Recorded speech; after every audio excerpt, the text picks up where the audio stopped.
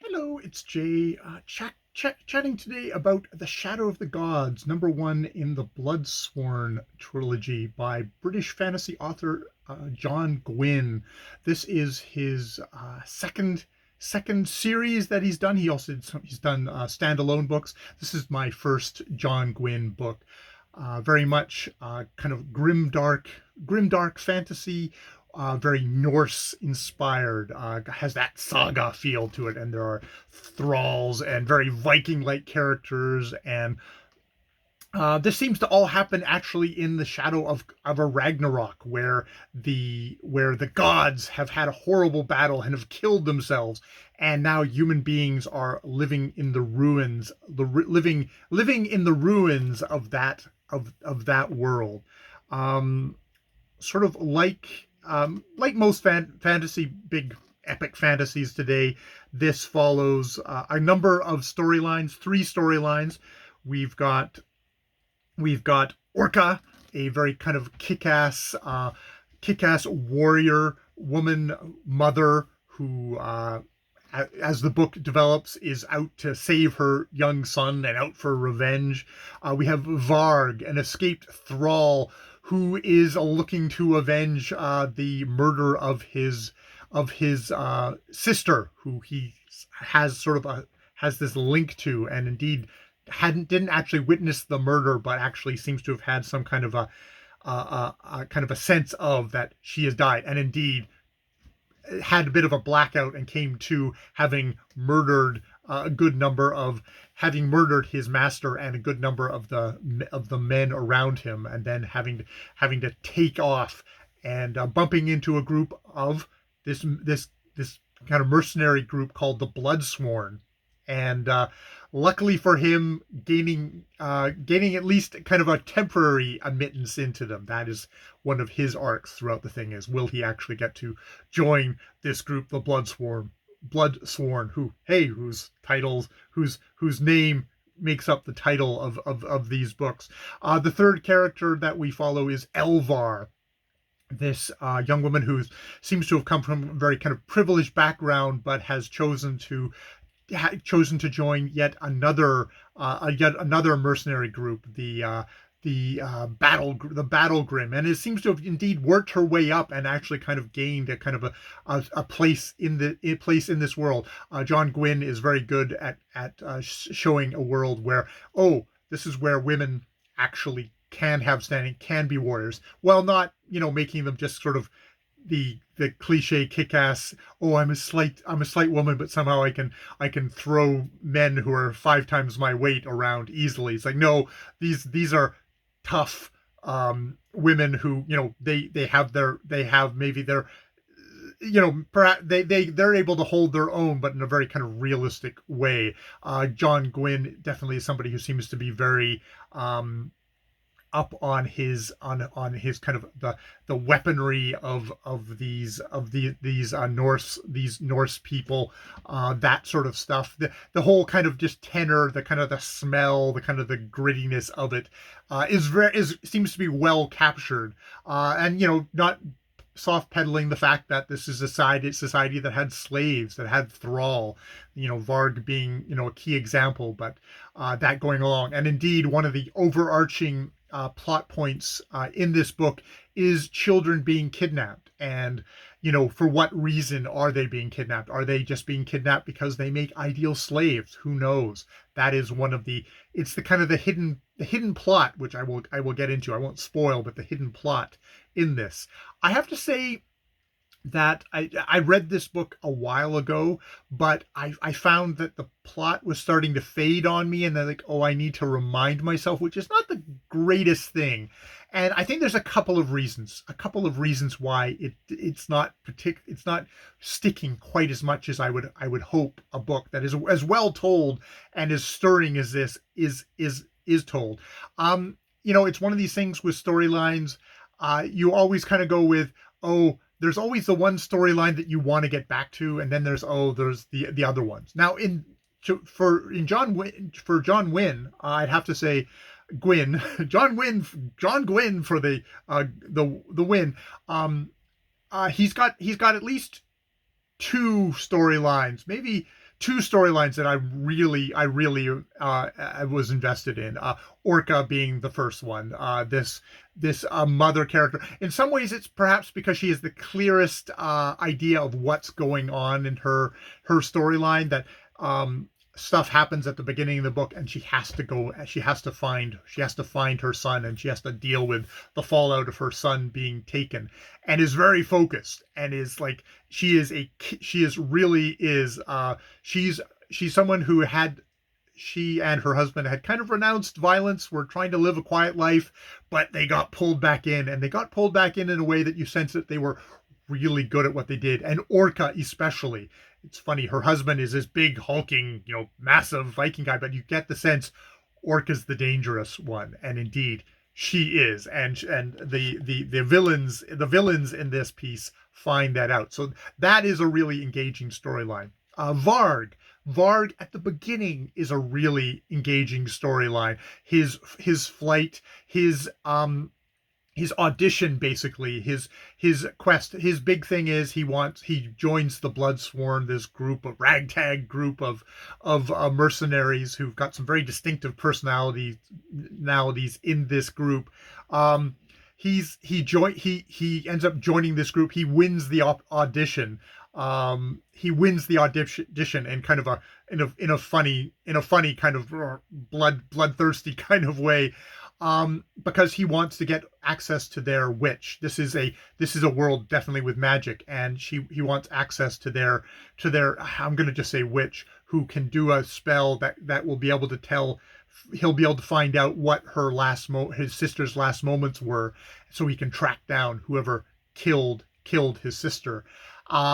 And so he's got his motivation, and he also gets trained up, because on the farm he was employed as a fighter, but just hand fighter, to bash people for his master's enrichment, basically staging fights between thralls.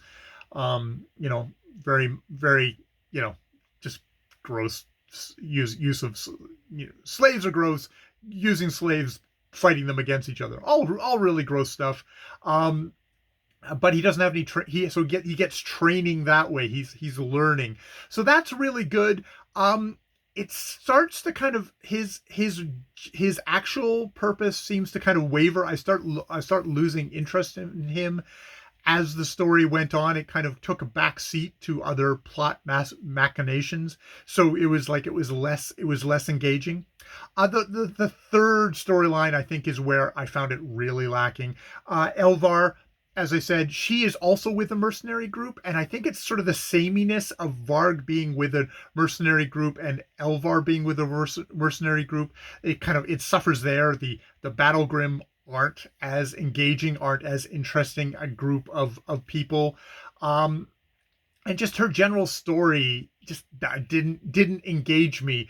You find out about her background. She has a very entertaining scene where she is talking to the immortal severed head of a giant, which is good, and how they're kind of this was her best friend, but it's not. I just did not find her storyline that engaging.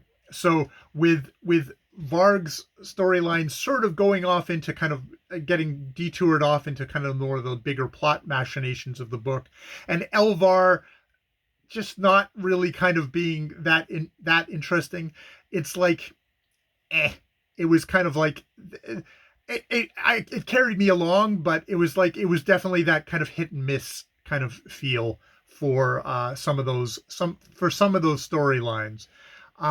Now the big thing with the book is it does have an oh shit moment at the end, where the plot suddenly kind of snaps into view, and it did make me want to go on to the next book, which kind of comes to the point of what is maybe one of the weaknesses of the book, or one of the weaknesses, at least reading it for the first time of reading the book, is that it has a hidden plot.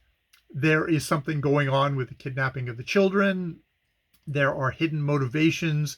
There's a hidden goal at the end, that because it's hidden, it leaves you in a state of like, well, why are we doing this? and it's like, yes, we're going on a kind of a treasure hunt as the book develops, but is that enough? Is that interesting enough? It's only until once you get to the end and you see, oh, click, everything kind of clicks together, that you kind of go, oh, that was good. But up until that point, not so much.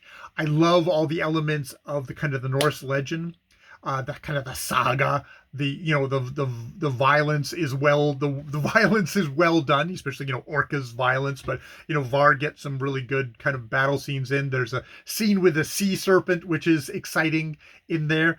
There's a part where it's a quiet part where they're at a chieftain's hall, where a bard comes in and does kind of an alliterative recitation of a tale, like it's like a Beowulf tale, and they use hard consonants and kind of alliterative language, which is like, oh yeah, it's like that is like John Wynne really gets Norse saga stuff, which was really enjoyable, and you can tell like, oh, okay, he's into this, and it gives you, it's like, oh, okay, this is like a modern fantasy recreation of a Norse saga, done within the three multi narrative kind of style of a modern fantasy book.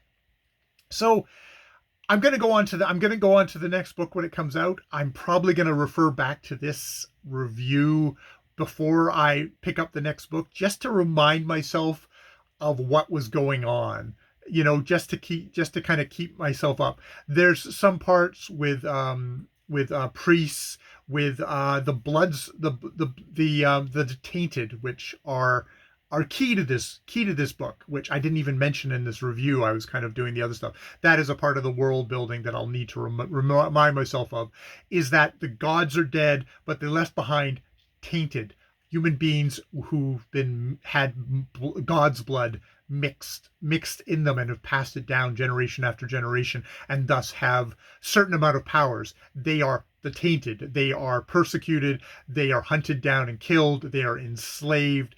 They are another oppressed group, as much as the thralls are oppressed group, perhaps even more so than the thralls. You see them with in collars that have magical abilities, that the owner can call something out, and it causes them horrible pain. It can control them.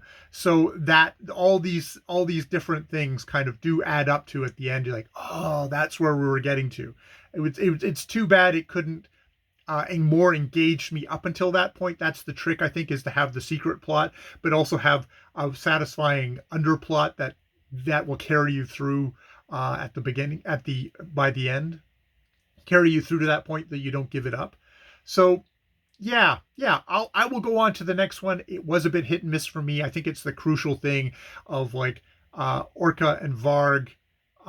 Orca is pretty solid for me. Varg is pretty good, and hopefully his story will kind of get bumped up, and we'll get engaged again. And Elvar, I guess we'll see what happens with Elvar. That will hopefully engage and interest me as I go along, because I did find that the weakest part of the book and prevents me from super enthusing about this series. All right, that is all I have to say at this point about John Gwynn's The Shadow of the Gods. And yes, no spoiler to say that they show a dragon on the cover of the book. It does in the end pop up. There is actually a dragon in the book. This is not false advertising that it's there. But you can tell from how I've been talking about the structure of the book that it might be, you have to be pretty patient to get to the dragon stuff, which, hey, Game of Thrones, how long did it take them to actually get to full-size dragon? Yeah. But hopefully with better results than the TV series, and I guess we'll find out maybe someday long in the future with the finale of that series. All right. On that super up note, I will leave it there. More videos later.